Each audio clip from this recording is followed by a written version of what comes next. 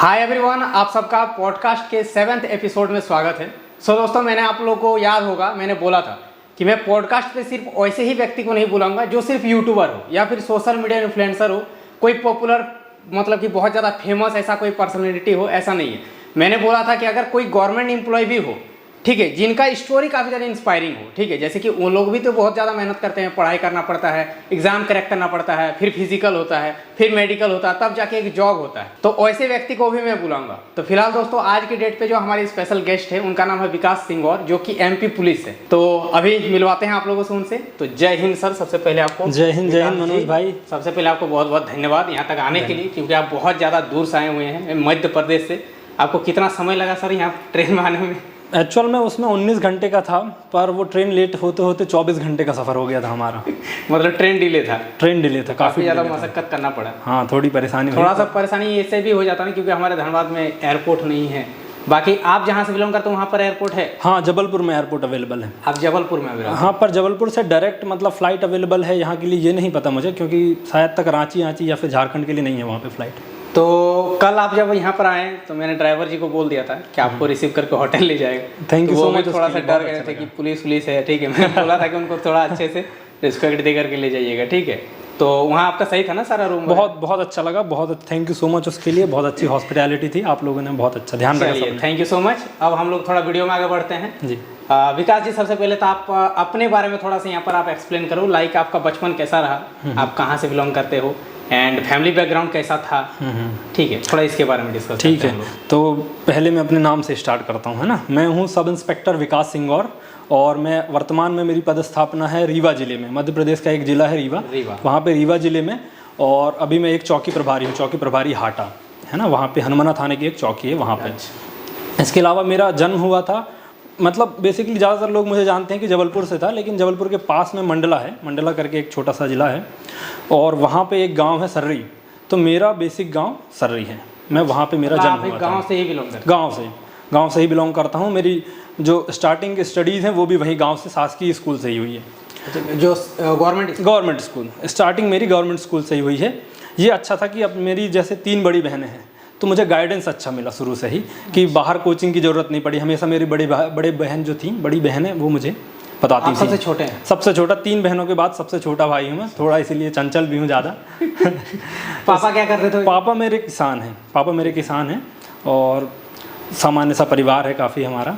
बाकी अब अच्छा है, अभी हमारे यहाँ मतलब मेहनत करते करते सब लोगों ने अच्छा मेंटेन किया हुआ है। दीदी भी मेरी जॉब में है एक। तो सरकारी स्कूल में कितना तक आप बोले पढ़ाई हुआ? सरकारी मेरी जो वहाँ पे जो मेन स्कूल है, तो वहाँ पे गांव में 10वीं तक था। एक्चुअल में स्कूल 8वीं तक था, जिस साल मैं 9वीं गया तो 10वीं तक था, तो पूरी वहाँ तक पढ़ाई वहीं से की मैंने।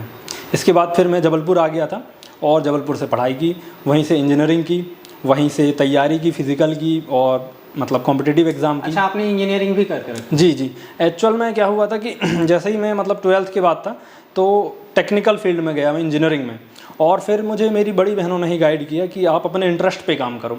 और मुझे थोड़ा यूनिफॉर्म से लगाव था हमेशा से, मतलब हाँ, यूनिफॉर्म से ही लगाव था। हाँ, मतलब चाहे वो डिफेंस की, आर्मी की हो या पुलिस की, पर मुझे पसंद था।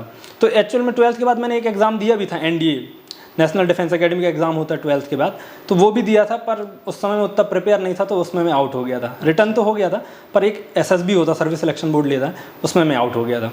फिर मैं तैयारी करता रहा और सेकेंड ईयर से मैंने फिर तैयारी शुरू की MPPSC की तैयारी शुरू की और सब इंस्पेक्टर की, मतलब या तो DSP बनेंगे या सब इंस्पेक्टर, मतलब यूनिफॉर्म से ही प्यार था कि अपने पहले पे। और प्रिपरेशन कर रहे थे उस टाइम, मतलब आप कितने एज क्या था आपका उस टाइम? एज मेरी 16-17 साल से स्टार्ट कर दिया था। थोड़ा सा मैं यहाँ पर पब्लिक को बताना चाहूँगा, आप लोगों को मैंने बताना भूल गया, ये सबसे ज़्यादा यंगेस्ट सब इंस्पेक्टर है, ठीक है। इनका अभी एज हो रहा 25, और जब इन्होंने जॉब ज्वाइन कर लिया था उस टाइम इनका एज था मात्र 21 ईयर्स।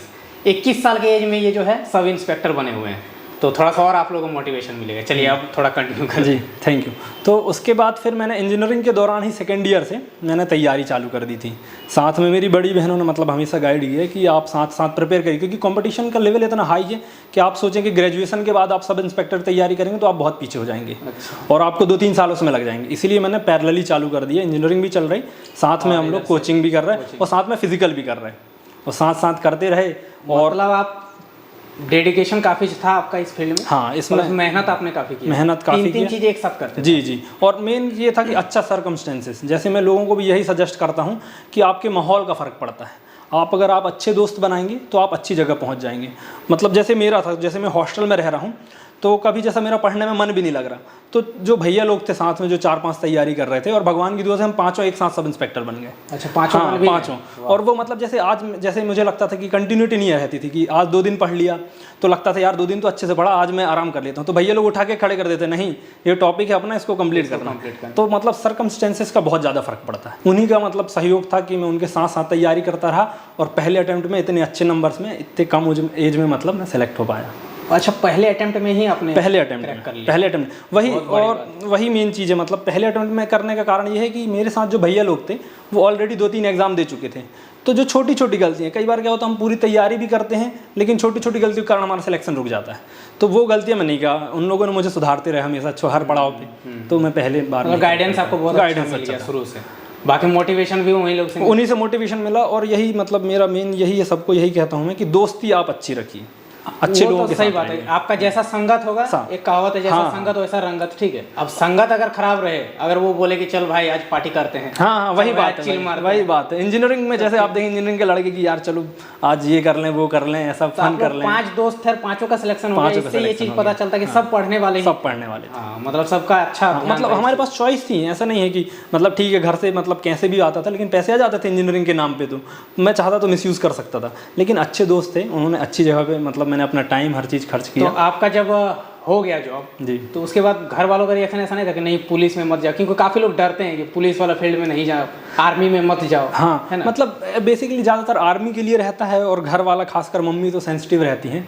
और जैसे कि मैं 3 बहनों के बाद का भाई हूँ, सबसे छोटा, मतलब सबसे लाडला। अच्छा। एक्चुअल में थोड़ा बदमाश भी रहा हूँ हमेशा, स्कूल में भी मतलब मैं शुरू में बैक बेंचर ही था, पर मैं जब समझ में आया आगे बढ़ते बढ़ते कि पढ़ाई हमें बचाती है, मतलब पढ़ाई में अच्छे रहो तो पापा भी पीठ थपथपाएंगे, हर चीज़ रही। जब मैं छोटा था तब मैं छोटी उम्र में ही समझ गया कि नहीं, पढ़ाई को नहीं छोड़ना है, आप कुछ भी करते रहें साइड में वो अलग बात है, पर मेन आपकी पढ़ाई रहनी चाहिए। तो मैं उसको साथ साथ लेके चला, तो इसी वजह से मतलब मैं सही समय पे आ भी गया। तो मम्मी सेंसिटिव है तो मम्मी थोड़ा डरती थी, मतलब इवन मैं सब इंस्पेक्टर बन गया, मतलब पोस्टिंग हो गई, उसके बाद भी मेरी मम्मी जब मैं घर से जाता था छुट्टी से वापस में, तो यही बोलते थे कि मेरा घर का नाम विक्की है, तो बोलते थे विक्की ध्यान रखना, किसी से भी उलझना नहीं है ना, ड्यूटी जैसे करना हो, पर्सनल ना हो, मतलब ऐसे मम्मी थोड़ी सेंसिटिव थी, उसके लिए थोड़ा बात ये भी कि आप बहुत कम उम्र में एक्चुअली हो भी गया ना, है ना, 21 साल बहुत कम उम्र होता है। उस टाइम तो मैं शायद से यूट्यूब पे आया हुआ था शायद, हाँ 20 साल का मैं तब था जब मैं यूट्यूब पे वीडियोज़ वगैरह बनाता था।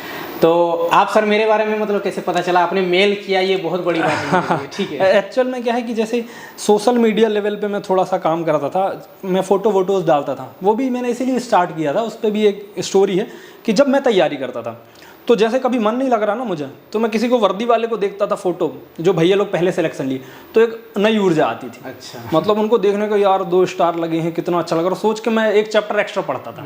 मतलब जो अपने जैसे जो गांव के लड़के रहते हैं तो उनका यही सपना ही रहता है, मतलब अब छोटी छोटी चीज़ों से मोटिवेट होते हैं, तो मैं वो देखता था, मुझे बहुत अच्छा लगता था। मैं देखता था भैया लोग जा रहे हैं, फ़ोटोज़ डाल रहे हैं, ये चीज़ें तो बहुत, तो फिर मेरे दोस्तों ने कहा कि यार जैसे तुम देखते थे हम लोग भी तुम्हें देख के कर रहे हैं, तो आप भी थोड़ा अपडेट रहा करो। तो मैं इसलिए थोड़ा सोशल मीडिया में थोड़ा सा, अगर सर मैं आपसे ये क्वेश्चन करूँ, लाइक बहुत सारे ऑडियंस ये वीडियो देखेंगे जी, तो मान लीजिए जिनको एकदम जीरो नॉलेज है कि जैसे आपका जॉब कैसे लगा मध्य प्रदेश पुलिस में, तो मतलब इसका थोड़ा सा आप बता दो कि कैसे प्रिपरेशन किए थे आपने, ठीक है, कैसे क्या करना। बिल्कुल ठीक है, तो मतलब अपन उसके सिलेक्शन प्रोसेस को डिस्कस करते हैं।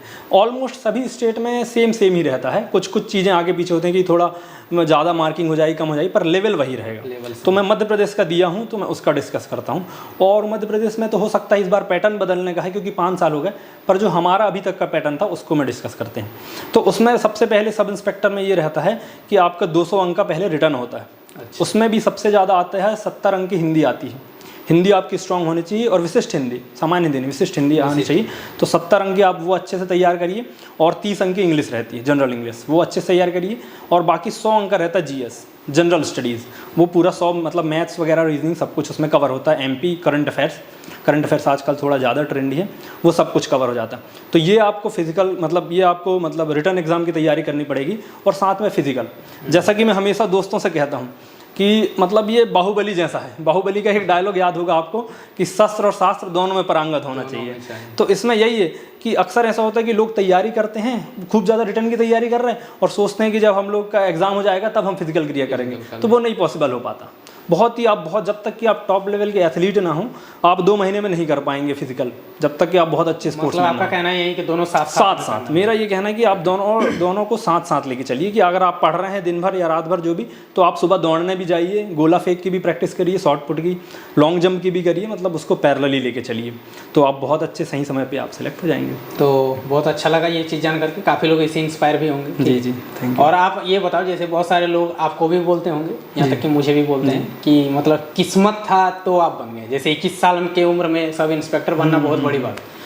तो आपको क्या लगता है कि किस्मत था आपका या फिर आपका मेहनत था? देखिए, किस्मत का तो मैं ज़्यादा इसमें नहीं मानता हूँ, इतना ज़्यादा डिस्कस नहीं करता, क्योंकि मैंने इसमें थोड़ा सा मैं आपको रुकना चाहूँगा। काफ़ी लोगों का ये भी कहना होता है ना जी कि जब कोई सक्सेस हो जाता है तब वो इंसान वैसा ही बोलता है कि किस्मत को मैं नहीं मानता था, लेकिन जो सक्सेस नहीं वो बोलेगा नहीं किस्मत नहीं। बोल के तो चीज़ इस होता है। पर मैं ये कहूँगा कि जो मेरे साथ थे, जो मेरे बचपन के दोस्त हैं, जो मेरे गांव के दोस्त हैं, इंजीनियरिंग लाइफ के दोस्त हैं, जो मेरे साथ में जो भैया लोग जिनके साथ तैयारी की है, वो कभी आपको नहीं बोलेंगे। और जिस हिसाब से मैंने स्ट्रगल देखा है शुरू से ही, तो वैसे तो मैं ज़्यादा ये सब चीज़ें उतना ज़्यादा डिस्कस करना पसंद नहीं करता हूँ, पर फिर भी मैं आपसे आज डिस्कस करते हैं कि जिस हिसाब से स्ट्रगल था, तो मुझे नहीं लगता ज़्यादा किस्मत का है। जैसे मैं आपको बता दूँ, सब इंस्पेक्टर बहुत हाई लेवल का एग्ज़ाम तो नहीं है, एक मीडियम लेवल का एग्ज़ाम है, लेकिन इसके लिए मतलब काफ़ी मेहनत की। आप मानिए कि इंजीनियरिंग भी एक टफ कोर्स होता है, इलेक्ट्रॉनिक्स से मैं कर रहा था, साथ साथ उसमें रैंक लाना, जैसा कि और मेरा मतलब एक अच्छा भी रहा कि मैं बताया कि मैं पढ़ाई की तरफ झुक गया था, तो मैं हमेशा टॉप 5 के नीचे नहीं आया, ना कभी स्कूल में ना कभी इंजीनियरिंग कॉलेज में। तो वो भी मेंटेन करना था मुझे, अपनी रैंक वहाँ पे, डिग्री अच्छी बनी इंजीनियरिंग की।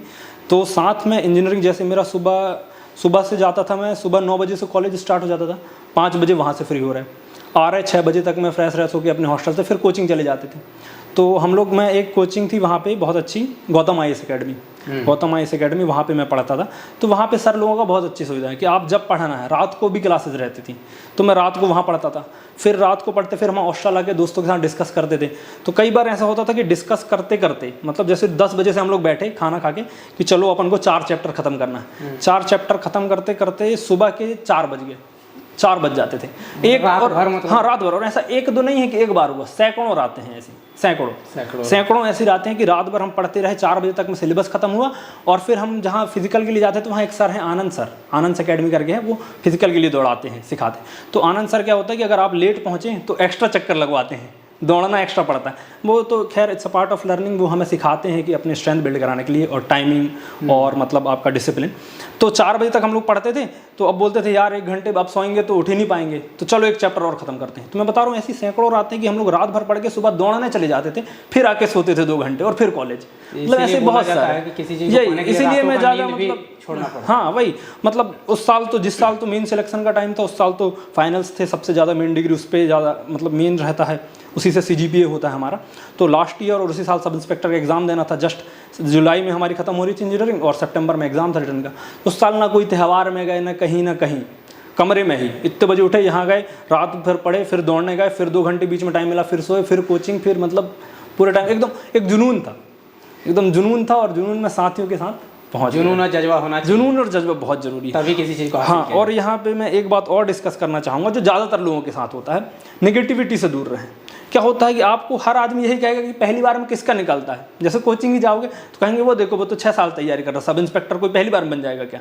तो ऐसे लोगों से दूर रहना है। आप नेगेटिव सर्कमस्टेंसेस में रहेंगे तो मन भी आपका वैसा हो जाएगा। आप पॉजिटिव लोग के साथ रहे, जो कहेगा कि सिलेक्शन होगा आपका, सही बात है, तो आप बिल्कुल सिलेक्ट। तो हर एक फील्ड में ये होता है, नेगेटिव पॉजिटिव दोनों प्रकार का आंसर मिलता है। कोई आपको नीचे गिराने के चक्कर में रहता है, कोई बोलता नहीं आप बहुत कुछ कर सकते। सही बात, जीता जाएगा उदाहरण आप हो, अभी 21 साल आपकी स्टोरी, मतलब मैं आपको मेल करने का एक कारण, खैर मेरे जीजा जी ने सजेस्ट किया था, पर मेरा एक कारण ये भी था कि मैंने आपकी स्टोरी जब देखी तो मुझे काफ़ी रिलेटेबल लगी।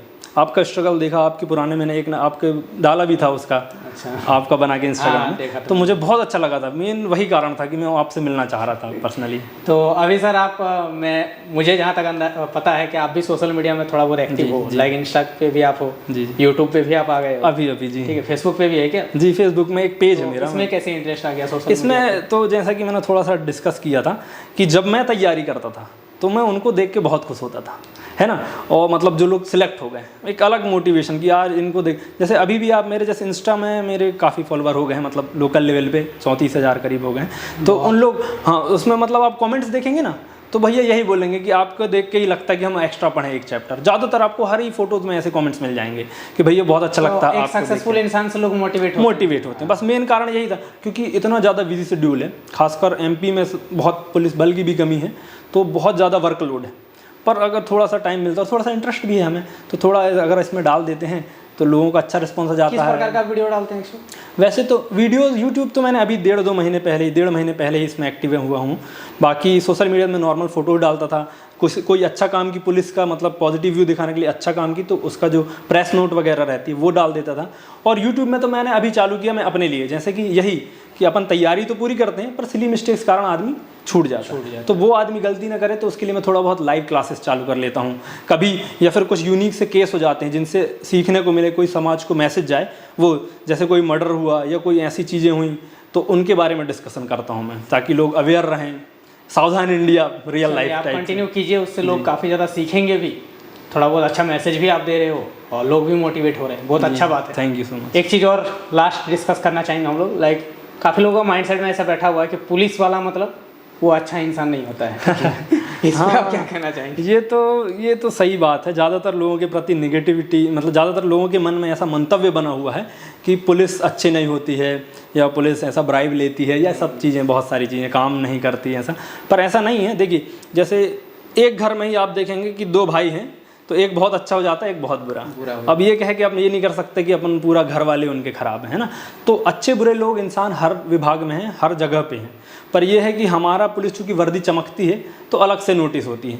कुछ लोग हैं जो सच में गलतियां करते हैं, गलत करते हैं, उनके कारण पूरा डिपार्टमेंट का नाम खराब हो जाता है। पर वास्तव में ऐसा नहीं है। वास्तव में पुलिस बहुत मेहनत करती है। आप एक्चुअल में कोई भी फर्म या सिस्टम का यही है कि आप जब तक उसमें शामिल नहीं होंगे, आपको दूर से लगेगा कि अरे यार इसमें ये प्रॉब्लम है, ये चीज़ें दिख, पर आप जब उनके बीच का हिस्सा बन जाओगे समझ में आएगा कि पुलिस कितनी मेहनत करती है। हम लोग कोई त्यौहार में नहीं जाते हैं, एक जब से मैं सिलेक्ट हुआ, न दिवाली न होली, सब छूट गया। सब मैं भी जब कोई मेला वगैरह में जाता हूँ, देखता हूँ पुलिस वाले वही, जैसे आप ड्यूटी कर, वही बाकी विभाग त्यौहार में घर जाता है, परिवार के साथ रहता है, लेकिन हम त्यौहार में हमारी एक्स्ट्रा ड्यूटी हो जाती है। कोई फिक्स नहीं 24 घंटे की ड्यूटी, कोई 8 घंटा नहीं, कोई 6 घंटा नहीं।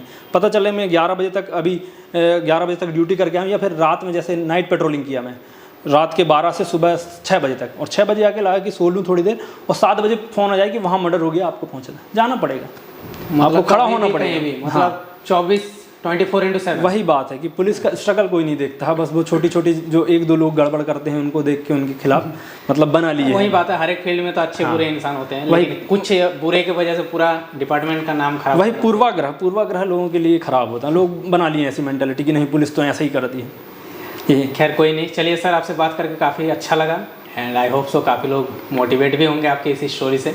एंड आपने ये भी साबित किया कि मेहनत करने से सब कुछ मिल जाता है। ठीक है, आपने 21 साल में इतने कम उम्र में इतना अच्छा मुकाम हासिल किया, इसके लिए आपको बहुत बहुत बधाई मेरे तरफ से भी, मेरे ऑडियंस के भी तरफ से। Thank you so much. Thank you. And public को भी बोलना चाहेंगे, अगर आप लोगों को आज का ये स्टोरी अच्छा लगा इनका, तो इस वाले वीडियो को तो लाइक कर ही देना, शेयर कर देना काफ़ी लोगों से। बाकी सर के भी चैनल को चेकआउट कर सकते हो अगर आप लोगों को इसमें इंटरेस्ट है। ठीक है, अगर पढ़ाई लिखाई में इंटरेस्ट तो होना ही चाहिए पढ़ाई लिखाई में, फिलहाल, है ना सर। काफ़ी लोग ऐसा है कि आज के डेट में पढ़ाई लिखाई छोड़ करके सोशल मीडिया पे आ जाओ, सबको क्या है कि यूट्यूबर ही बनना है। और मैं हमेशा ये सलाह देता हूँ, इंसान को मतलब सक्सेस करने के लिए काफ़ी सारे रास्ते हैं, ऐसा नहीं कि आपको यूट्यूबर ही बन के आप सक्सेस कर सकते हैं। बिल्कुल। जैसा आप भी अपने लाइफ में आज सक्सेसफुल है, तो बस ध्यान दो, पढ़ाई लिखाई करो, साथ साथ आप यूट्यूब वगैरह कर रहे हो तो कर सकते हो, कोई इशू नहीं है। बाकी चलिए आज के लिए इतना ही, तब तक के लिए जय हिंद, वंदे मातरम। जय Hind. Thank you so much.